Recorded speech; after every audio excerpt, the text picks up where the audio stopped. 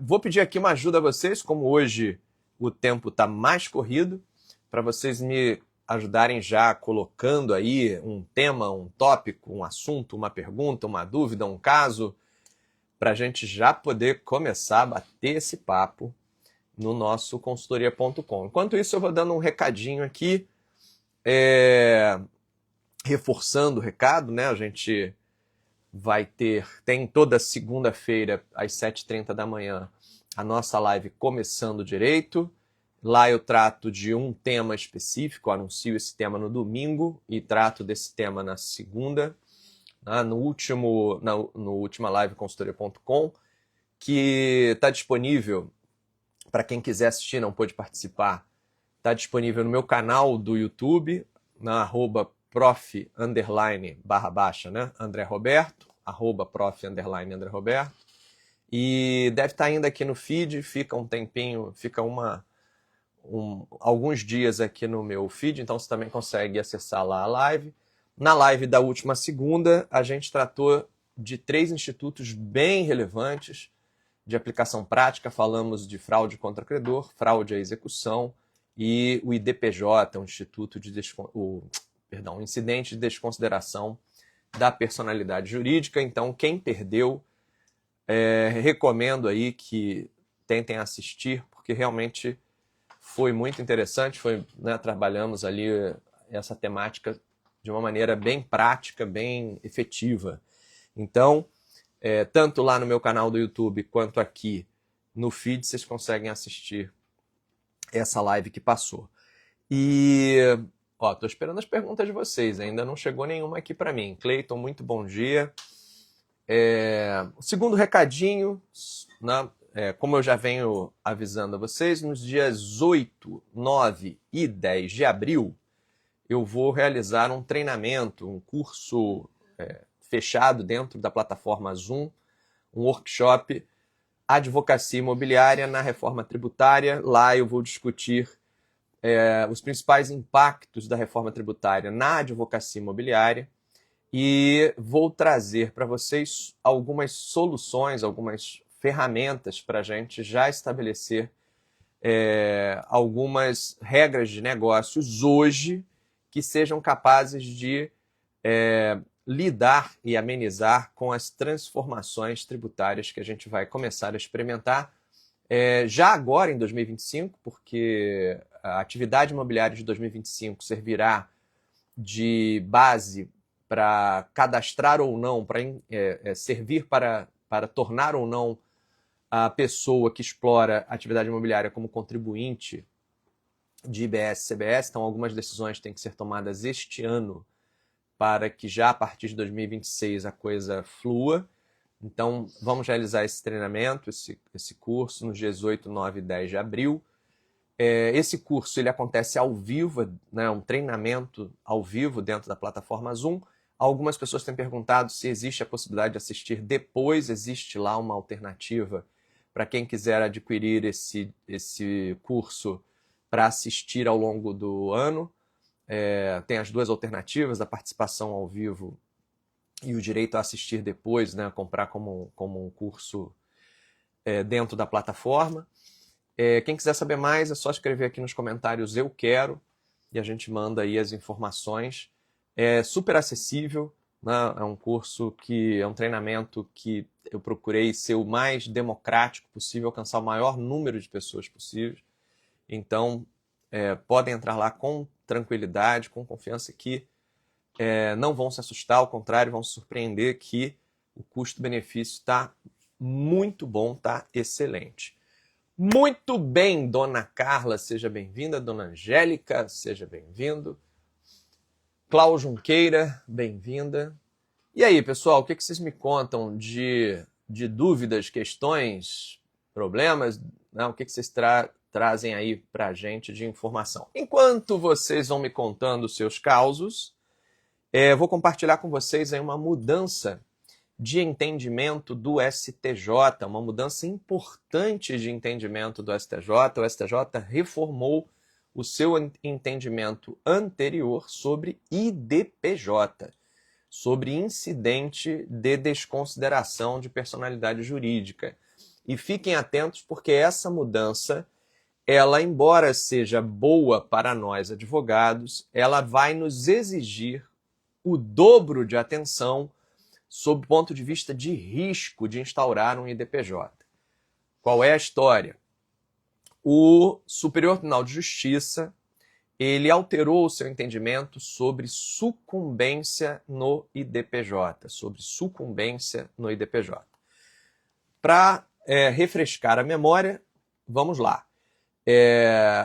Digamos que durante um processo de execução ou um processo de conhecimento, você se depare com o réu, uma pessoa jurídica, cuja situação patrimonial você acredita que não conseguirá satisfazer o crédito do seu cliente. Você não está localizando bens ou você está verificando que essa pessoa jurídica está sendo esvaziada patrimonialmente. E você também identifica ali que estão presentes os pressupostos legais para a desconsideração da personalidade jurídica, para que você possa estender essa obrigação aos sócios dessa pessoa jurídica. Você possa, portanto, estender essa execução ou esse processo de conhecimento para esse sócio ou esses sócios dessa pessoa jurídica. Vale lembrar que, dependendo da tua relação jurídica, do crédito que você tem, que está ali sendo executado ou que está sendo ali cobrado, esse crédito ele pode ter origem numa relação de consumo, o teu cliente pode ser um consumidor, ou o teu crédito pode ter origem numa relação trabalhista, ou o seu crédito pode ter origem numa relação empresarial ou civil em geral. E aí, de acordo com a origem desse crédito, a gente tem uma legislação específica que vai trazer para a gente os pressupostos para que se possa ou não estender essa relação para aquele sócio. E até no direito de família também a gente tem situações da chamada desconsideração da personalidade jurídica inversa, em que o que ocorre é o oposto. A gente quer que a dívida da pessoa física ela atinja a pessoa jurídica, porque existe uma ocultação patrimonial, aquela pessoa jurídica, às vezes uma holding patrimonial está sendo usada para blindagem, e você tem ali o interesse de buscar esse terceiro estranho ao processo, seja essa PJ no caso do sócio, seja o sócio no caso da dívida a ser da PJ. Pois bem, para fazer isso, a gente tem que instaurar um incidente, que é o IDPJ, citar o sócio, ou, no caso da desconsideração inversa, citar a pessoa jurídica para que ela venha se defender. E, na defesa dela, ela pode dizer, olha, não estão presentes os pressupostos para a desconsideração. Não houve abuso da personalidade, não houve desvio de finalidade, não existe confusão patrimonial aqui, não estão presentes os requisitos, logo essa desconsideração é indevida. Até então, o STJ dizia o seguinte, se o juiz indeferir o IDPJ entendendo que, de fato, não estão presentes os requisitos, tudo bem, vida que segue, isso não gera consequências sucumbenciais. Entretanto, o STJ alterou esse entendimento para dizer agora o seguinte, sim, se for indeferida a pretensão de desconsideração da personalidade jurídica no incidente de desconsideração, no IDPJ, sim, caberá condenação do requerente, ou seja, do credor que está requerendo a desconsideração, sim, haverá a condenação, a possibilidade de condenação desse requerente nos ônus da sucumbência. Isto é, ter que pagar honorários advocatícios para aquele advogado que atuou em defesa do sócio ou em defesa da PJ contra quem a gente pediu a desconsideração. Isso significa que, para os advogados existe um potencial de remuneração bastante interessante quando a gente atua na defesa da pessoa contra quem se está pedindo a desconsideração, né? Quando conseguimos ter êxito, isso significa, então, uma remuneração adicional. E para a tomada de decisão de instaurar o incidente, passa a ser também um fator muito importante. Porque hoje em dia, o que as pessoas estão fazendo? Não tem consequências graves, eu não vou ter grandes custos, então eu vou pedir o IDPJ. se o juiz der, deu. Então eu vou sair pedindo desconsideração da personalidade jurídica contra um monte de gente e vamos ver se cola, né? Se eu acerto o alvo. Esse tipo de IDPJ irresponsável, frívolo, que não tá de fato embasado nos regulares pressupostos legais, ele se torna agora uma decisão temerária, porque você pode expor o seu cliente que já está tendo dificuldade de receber o seu crédito, ainda ter que pagar sucumbência, ou seja, perder 2 vezes. Ele não recebe o crédito e ainda tem que pagar honorários sucumbenciais ao advogado da outra parte no incidente de desconsideração. Então, fiquem atentos a essa mudança de orientação do STJ, porque agora passa a ser muito importante que na hora de instaurar o IDPJ a gente verifique se há plausibilidade, mesmo porque aquela ideia de atira contra todo mundo e vê se acerta alguém passa a ser extremamente perigoso para um cliente que já está prejudicado porque não está conseguindo receber o seu crédito contra o devedor originário. Beleza? Então fica aí essa notícia. E aí eu vou escrever depois, quando terminar essa live, eu vou compartilhar ela no meu feed, eu vou escrever o número ali do julgado. Deraldo, você sabe que uma das partes que às vezes é mais fácil é comprovar a confusão patrimonial? A gente não sabe pedir essa prova. Isso é verdade. Nós, advogados, não somos treinados a pedir corretamente a prova. Mas confusão patrimonial no Brasil é uma das situações mais frequentes. Sabe por quê? Porque confusão patrimonial é uma situação que a gente comprova por meio de uma contabilidade ruim. E contabilidade ruim no Brasil é comum. As empresas, elas têm, principalmente empresas menores, né, porque estão ou no regime do simples ou porque estão no regime do lucro presumido, acabam tendo uma contabilidade confusa, em que despesas da sociedade são pagas pelo sócio sem a devida vinculação contábil, despesas do sócio são pagas pela sociedade, distribuições de dividendos são feitas sem contabilização regular de que aquilo é lucro acumulado, e aí basta uma contabilidade ruim para você caracterizar a confusão patrimonial. Agora, qual é a prova que a gente tem que pedir? A exibição a prova contábil, né? A gente tem que pedir uma perícia contábil para demonstrar que contabilmente existe uma confusão patrimonial. Agora, Deraldo, qual é o X da questão? Então, você vai acessar a contabilidade do réu no processo. E aí era que o X da questão, você já matou. Eu só vou acessar a contabilidade no processo judicial, certo? E agora, como eu tenho risco de sucumbência, ao acessar essa contabilidade do réu no processo, se a contabilidade estiver perfeita, ferrou. Porque aí eu perdi o IDPJ e o meu cliente vai ser condenado nos ônus da sucumbência. Então, nesse caso, Deraldo, a gente tem que ter pelo menos indícios de que essa contabilidade seja ruim. Por exemplo, a gente já dentro da relação com aquela pessoa jurídica que a gente está executando, a gente vê que ela não emite notas fiscais com regularidade, a gente fizemos pagamentos que não geraram documentos fiscais adequados, a gente tem indício de que a pessoa do sócio tem uma situação patrimonial incompatível com os resultados da contabilidade dessa PJ. Enfim, eu tenho aí esses indicativos para poder justificar a perícia contábil. Então, a confusão patrimonial, ela até acontece bastante. A gente tem que pegar os indícios para poder fazer.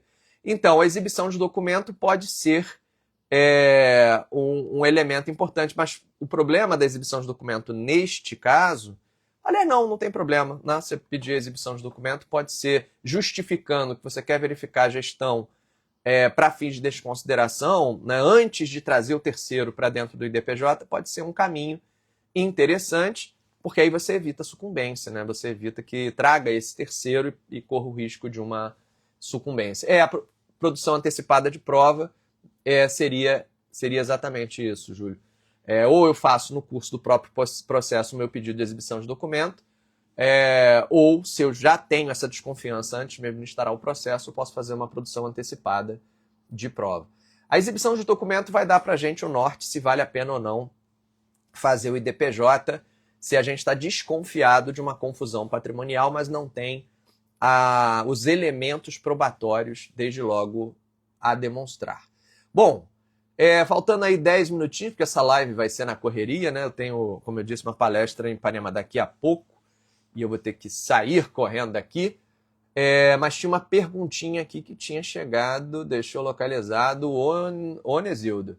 Tem uma holding, nesta tem um imóvel que ainda não foi feita a transferência em cartório. Posso retirar esse bem da holding? Opa! Bom, Onesildo, o que acontece? A questão é a seguinte.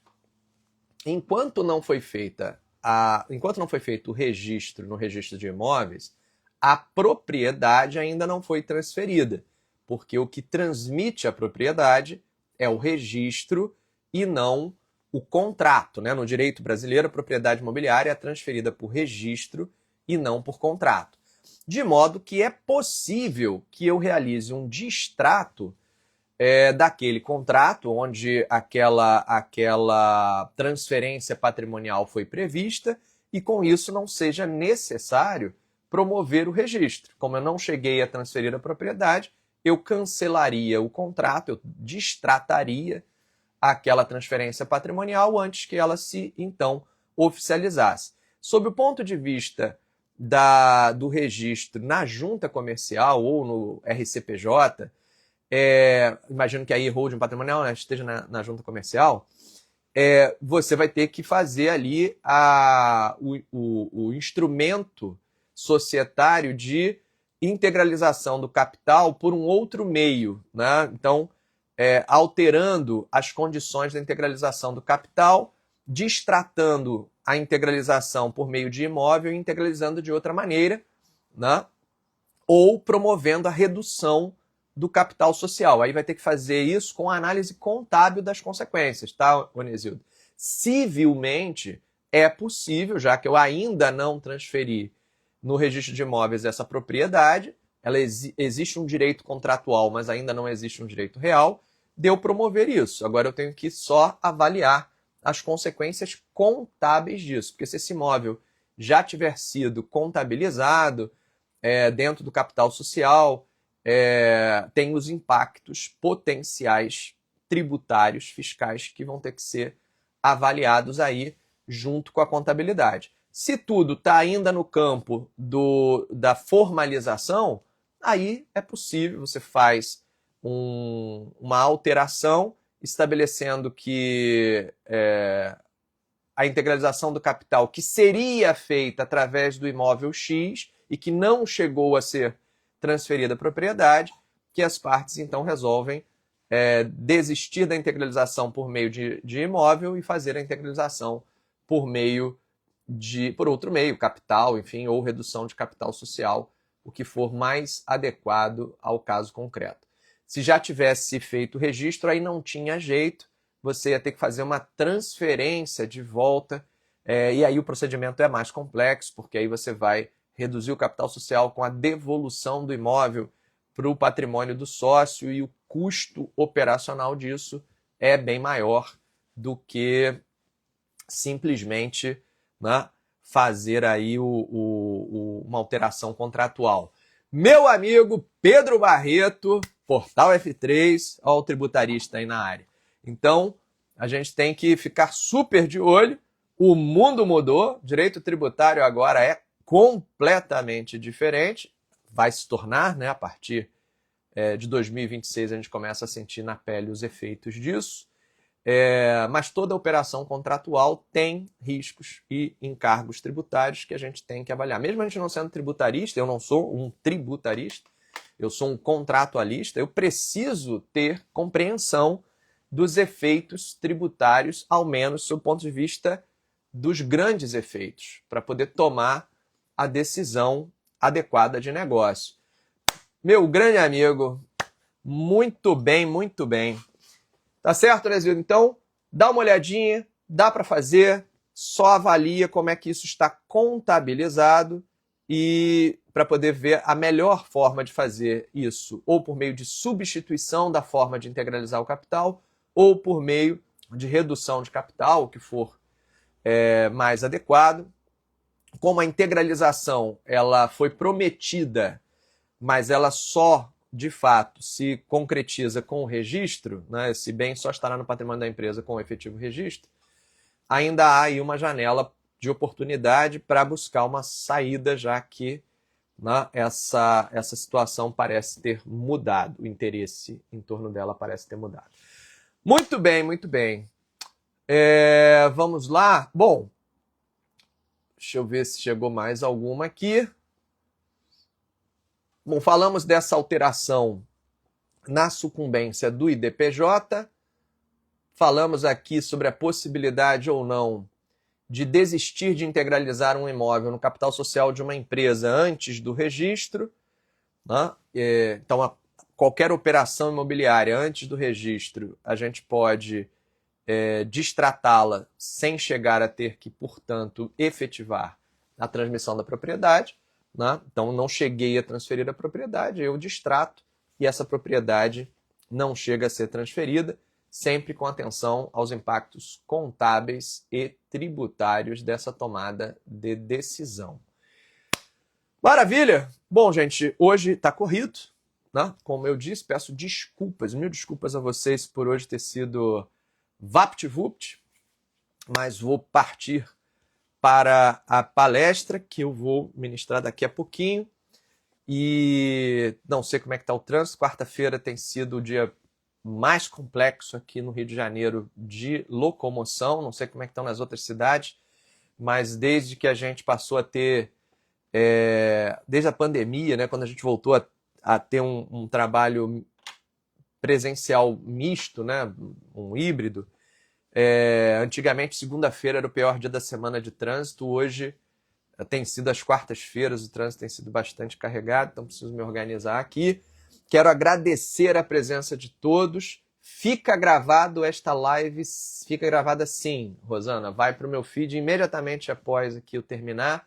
Eu vou colocar lá o número do julgado do STJ, inclusive. Vou compartilhar e ela vai ficar lá. E depois, acho que de 2 semanas, aí a gente costuma tirar essa live daqui e jogá-la lá para o meu canal do YouTube, mas ela continua disponível, só que ao invés de ficar aqui, ela vai ficar lá. Tá certo, Rosana? Luana Sanches, querida, um beijo em você e nessa família linda. Muito bom te ver por aqui. Vou encerrando essa live de hoje, reforçando o meu convite a vocês para a live de segunda-feira, 7h30 da manhã, o Começando Direito. Hoje a gente vai ter aí essa live curtinha, né? Essa live encurtada por conta do meu compromisso daqui a pouquinho. Então vou ter que sair daqui correndo. Não vou conseguir dar aquela live de 50 minutos que eu tradicionalmente faço. Vou terminar essa live aqui e vou colocar ela no feed. Quem não conseguiu entrar a tempo, entrou agora. A próxima live, próxima segunda-feira, 7h30 da manhã. O assunto eu vou compartilhar com você. Geralmente eu coloco o assunto no domingo, né, já com o cronômetro marcando ali o início da live, né, então coloco ali o tema para vocês se organizarem. Opa, entrou uma pergunta retardatária aqui do Vitor. O que é mais vantajoso e mais prático? Reserva de ponto ou depósito calção no cenário das locações, considerando proteger o locador? Rapaz, aí eu vou precisar de mais tempo para te responder, porque 1 minutinho eu não vou conseguir te responder, porque tem várias nuances aqui para a gente considerar. Vou te pedir uma gentileza, Vitor. Você pode voltar com essa pergunta na segunda-feira ou me mandar no direct para a gente bater esse papo, mas eu gostei do tema da questão da proteção, dos instrumentos de proteção do locador, prós e contras para a gente fazer. Beleza? Maravilha, gente. Um beijo grande, um forte abraço. Obrigado por todo mundo que prestigiou aqui essa live. E nos vemos segunda-feira, 7h30 da manhã, na próxima live consultoria.